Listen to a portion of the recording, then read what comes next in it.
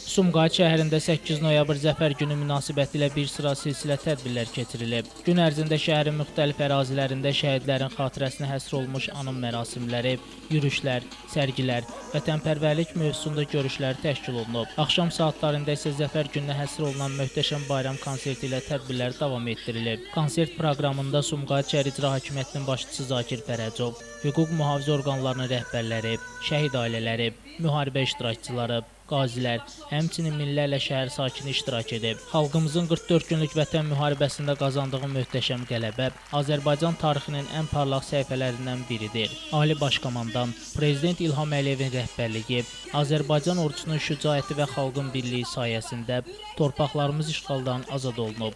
Bu qələbə təkcə hərbi deyil, həm də milli birliyin, xalqın ruh yüksəkliyinin təntənəsidir. Sumqayıt şəhəri də bu zəfərin əldə olunmasında böyük payı olan qəhrəman övladları ilə fəxr edir. Bayram konsertində Azərbaycanın tanınmış incəsənət ustaları, müğənnilər və rəqs kollektivləri vətənpərvərlik ruhunda ifalarla çıxış ediblər.